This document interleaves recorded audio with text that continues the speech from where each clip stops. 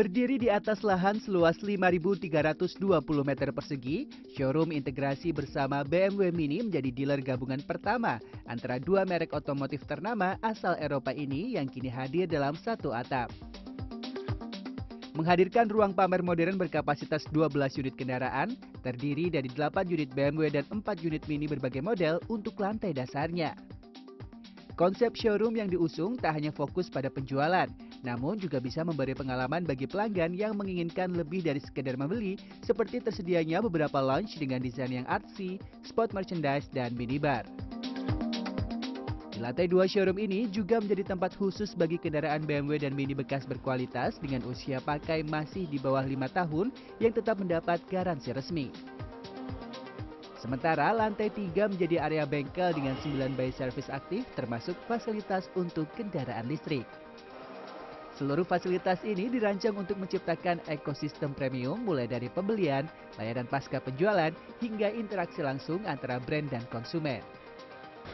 Today, with the opening of Eurocars Phase 2, we are proudly taking a bold step forward. This is just the beginning. In 2025,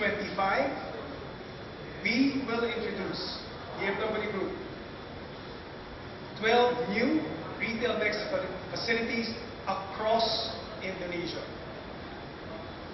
making sure we are going to create a premium destination that really will redefine customer experience. Again, extraordinary vehicles deserve extraordinary experiences. Pria yang akrab disapa Sani ini juga menyebut showroom integrasi ini menjadi percontohan untuk membuka hingga 12 outlet berkonsep retail next lainnya di seluruh Indonesia pada 2025. Showroom dengan desain futuristik, penggunaan cahaya alami, hingga integrasi seamless antara display produk dan ruang diskusi. Showroom ini menjadi evolusi pendekatan brand terhadap konsumen otomotif premium khususnya di Indonesia. Tim Liputan CNN Indonesia.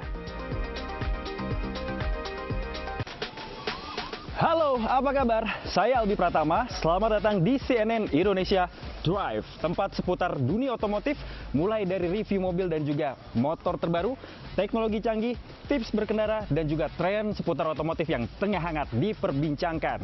So, start your engine and let's drive!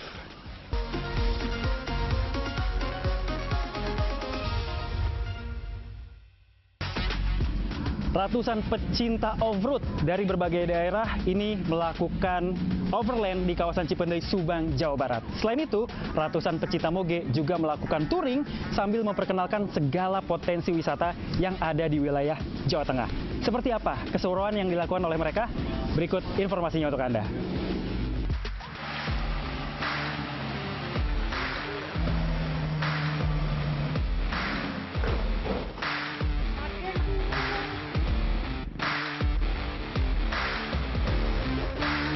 Ratusan pecinta mobil off-road dari berbagai daerah di Indonesia beradu cepat di lintasan Cipendei, Subang, Jawa Barat. Selain menguji skill pengendara, kegiatan ini juga sebagai ajang silaturahmi usai lebaran dan menguji adrenalin peserta. Tak hanya tanjakan dan turunan, lintasan berlumpur juga mewarnai trek yang dilalui peserta. Sulitnya medan yang dilalui membuat tak sedikit kendaraan terbalik saat melintasi jalur ekstrim. Namun, banyak juga peserta yang mengaku bisa menikmati trek yang disediakan panitia, apalagi bersama keluarga. Alhamdulillah, Cipendei TLCI Channel Ras sangat luar biasa. Dari 4 trek, 1, 2, 3, 4, hanya ada 2 pilihan.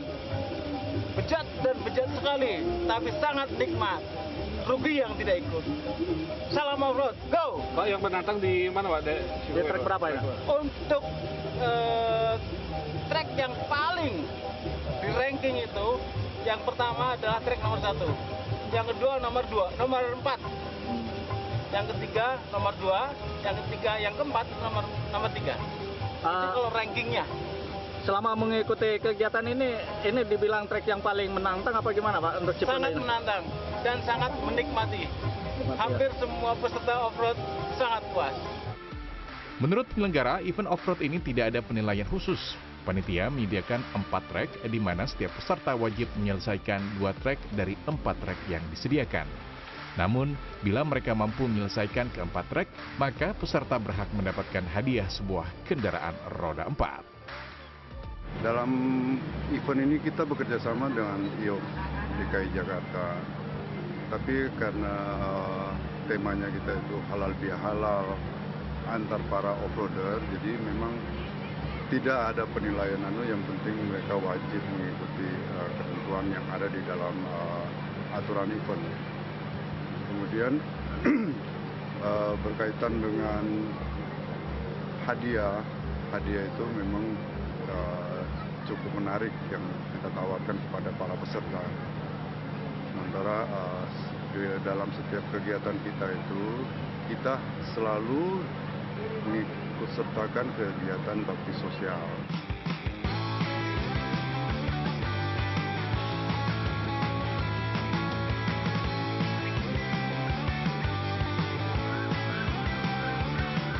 Menikmati suasana Jogja dengan menggunakan motor gede dilakukan puluhan rider dari 6 negara dalam rangka untuk melatih skill para rider. Para peserta diajak berkeliling mulai dari sekitar Bandara Yogya International Airport, objek wisata Waduk Sermo dan berakhir di Candi Borobudur, Magelang. Dengan menempuh jarak sekitar 67 km, rider yang berasal dari 6 negara ini menyusuri jalan alternatif di kawasan perbukitan Menoreh. Meski cuaca cerah dan panas terik matahari, Andrea, salah satu rider asal Jerman, mengaku senang bisa mengikuti acara tersebut. Beautiful. It was such an amazing morning ride, amazing group, and the weather is nice. Still, it's getting a little bit hot, but it's a beautiful countryside and amazing to ride here. So I really love to ride more here. Hal serupa juga diungkapkan oleh Edi Brokoli, salah satu artis pecinta motor gede yang sebelumnya melakukan solo rider dari Jatinangor hingga ke Yogyakarta. Ini saya sama Akim, ini rider dari yang ikut riding sama kita juga, so he's from Jerman, kerjanya di Kedutaan Besar Jerman untuk Indonesia. Jadi satu-satunya sepeda motor di sini yang plat nomornya CD cuma punya dia. Karena kan riding kita dari kemarin, dia dari Jakarta, saya dari Jatinangor, dari Bandung, riding dari Jogja ke udah habis jari tangan kalau riding ke Jogja buat gue dari Bandung. Mungkin buat dia pengalaman pertama. Masuk ke Borobudur tadi kan nggak lewat jalur utama, lewat jalur alternatif ya, jalannya kecil tapi naik turun gunung dulu ke danau dulu. Waduk Sermo menyenangkan sekali, dan ketika lihat kalau kita di depan, di belakang rombongan motornya banyak banget, itu seru banget kan dilihatnya, apalagi yang di belakang, yang di depan gitu. Panitia penyelenggara mengaku kegiatan tersebut sengaja digelar dalam rangka menggiatkan pariwisata di Yogyakarta dan kawasan Candi Borobudur.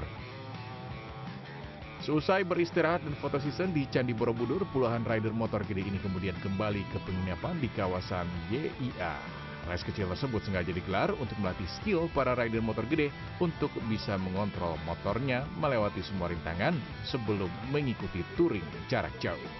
Tim Liputan CNN Indonesia.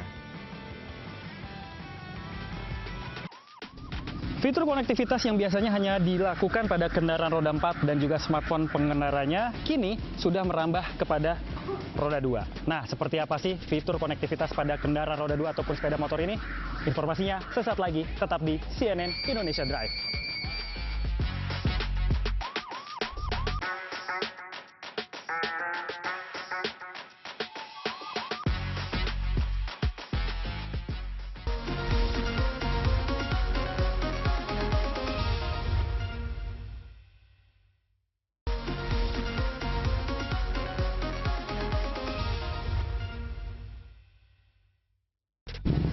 Fitur teknologi pada kendaraan terus berkembang seiring berjalannya waktu. Kalau dulu fitur konektivitas hanya ada pada kendaraan roda 4 saja, tapi kini kendaraan roda 2 juga sudah disematkan fitur konektivitas yang bisa memudahkan para pengendara untuk bisa menghubungkan smartphone-nya dengan si motor, hanya dengan melihat layar MID ini.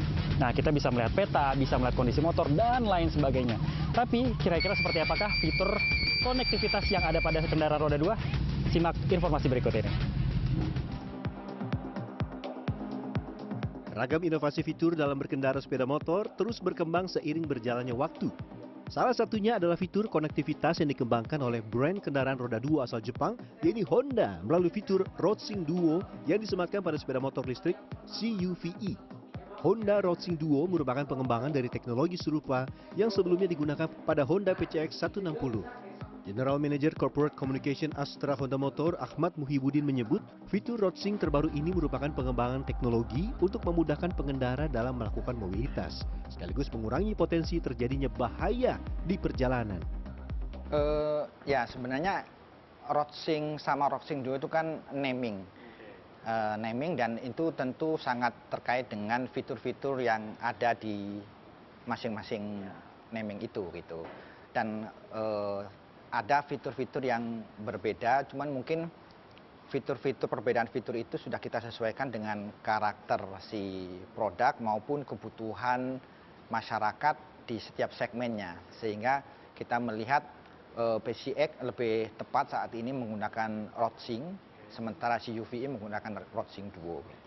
Dan masing-masing tentu akan selalu dapat update terbaru ya, kan, setelah pembaruan peta dan lain sebagainya. Pastinya, sama seperti software HP kita kan, selalu ada updating, pembaruan yang nanti kita sesuaikan dengan proses kebutuhan dan development di aplikasinya itu.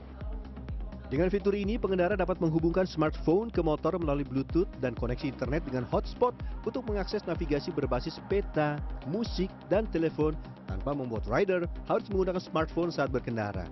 Navigasi yang terhubung akan muncul langsung di layar TFT Multi Information Display atau MID berukuran 7 inci yang bisa dioperasikan melalui tombol switch control di sisi kiri stang motor. Proses pairingnya, pengendara hanya perlu menyalakan Bluetooth di smartphone, membuka aplikasi Honda RoadSync Duo, lalu menghubungkannya ke motor.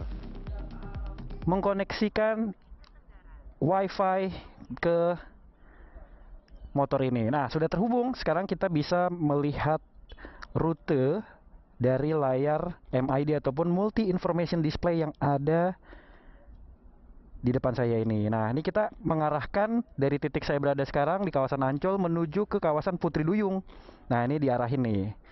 Belok kiri 30 meter. Di sini juga ada speedometer, lalu juga jarak daripada sisa baterai bisa menempuh 57 km.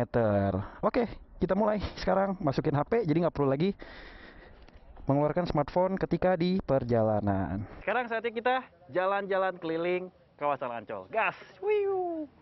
Nggak ada suaranya. Fitur navigasi RoadSync Duo memudahkan pengendara untuk melihat arah tanpa harus memegang smartphone. Arah belok dan jarak tempat tujuan tertera jelas di layar motor. Navigasi yang diberikan ada dua pilihan, yaitu turn by turn atau arahan demi arahan, ataupun peta. Peta yang ditampilkan sebenarnya cukup update untuk rute. Hanya saja tidak ada citra dari situasi lalu lintas secara real time yang bisa ditampilkan dalam fitur ini. Yang masih menjadi kendala ya, ini secara pribadi sebenarnya, itu adalah durasi waktu untuk melakukan konektivitas antara smartphone ke motor ini sendiri.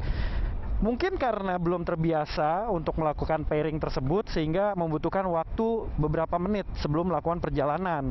Seperti misalnya kita harus mengkonektivitaskan antara Bluetooth, lalu juga untuk pairing Wi-Fi ataupun hotspotnya dengan menggunakan smartphone yang kita miliki, serta juga dengan menggunakan aplikasi RoadSync Duo-nya. Nah, tapi mungkin setelah terbiasa, karena setiap hari dipakai, kita akan menemukan kelancaran istilahnya ya untuk melakukan ataupun menyambungkan antara smartphone yang kita miliki dengan sepeda motor yang sudah menggunakan aplikasi RoadSync ini sendiri.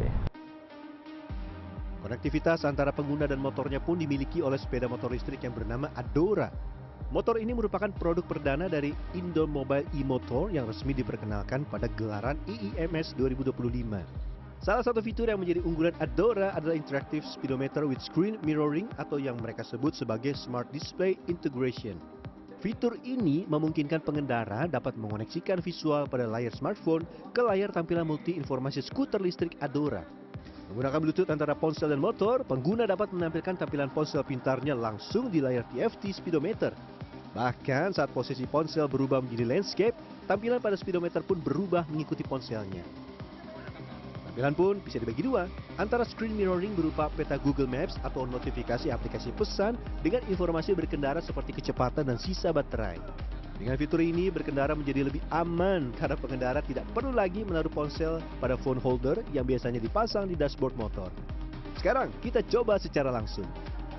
Fitur konektivitas nggak cuma ada di motor-motor buatan Jepang aja. Salah satunya juga ada di motor brand Indonesia yang juga diproduksi di Indonesia seperti Adora yang warnanya pink ini nih. Agak lucu ya.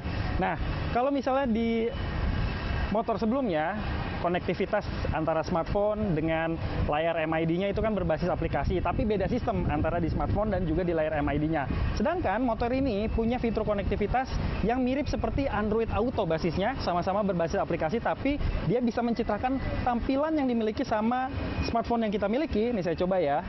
Tuh, saya coba konektivitaskan dulu, atau koneksikan dulu. Ada QR code-nya. Nah, setelah terkoneksi, maka citra daripada layar smartphone ini juga akan ditampilkan di layar MID ataupun speedometer dari skuter listrik Adora ini.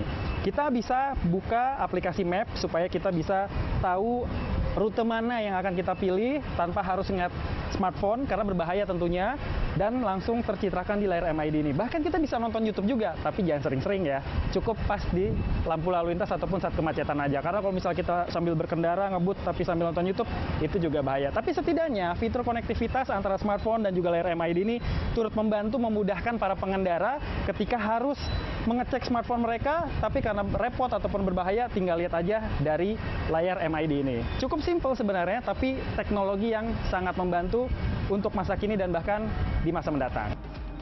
Hanya saja, fitur konektivitas ini masih memiliki sejumlah kekurangan. Seperti misalnya, tampilan pada layar mid skuter listrik yang belum high definition. Secara kecepatan layar mid yang masih dirasa kurang responsif. Meski begitu, pihak Adora menyatakan akan memberikan update software secara berkala untuk mengembangkan fitur ini.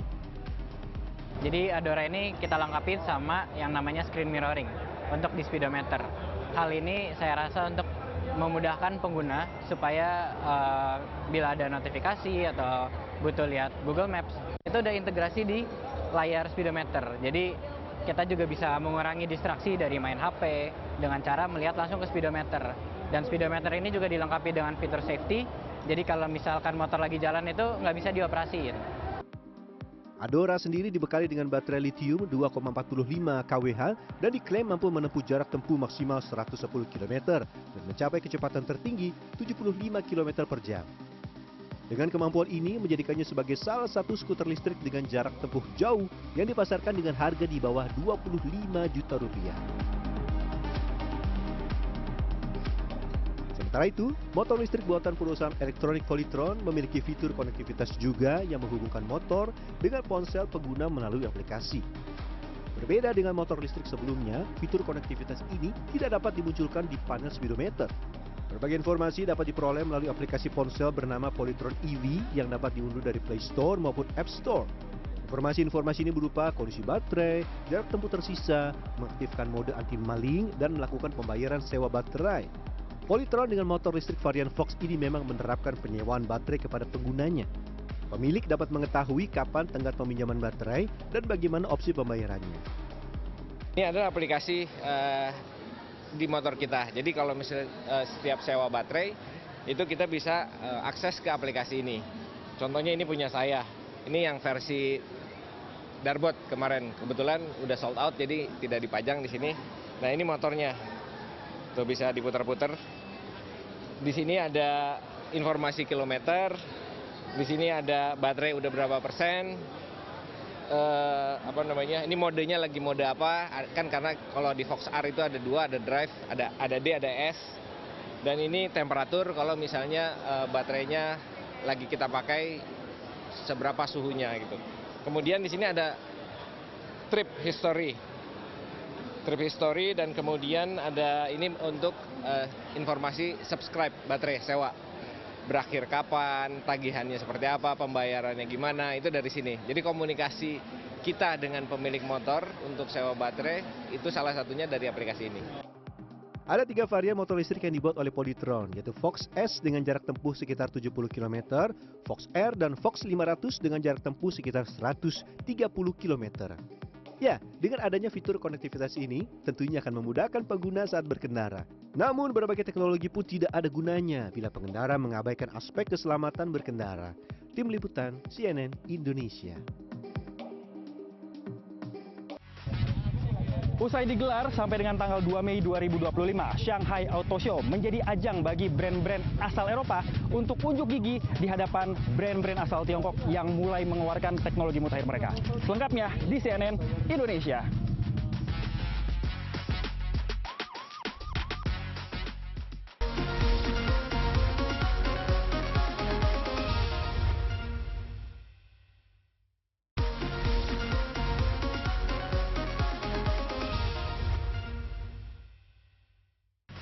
Setelah usai diselenggarakan sampai dengan tanggal 2 Mei 2025, Shanghai Auto Show 2025 juga menjadi tempat bagi sejumlah brand otomotif asal Eropa untuk melayani tantangan daripada brand otomotif asal Tiongkok yang semakin menguasai industri otomotif dunia. Informasi ini sekaligus menutup jumpa kita di CNN Indonesia Drive episode kali ini. Saya Albi Pratama dari Sirkuit Internasional Mandalika Lombok, Nusa Tenggara Barat. See you and keep safety driving.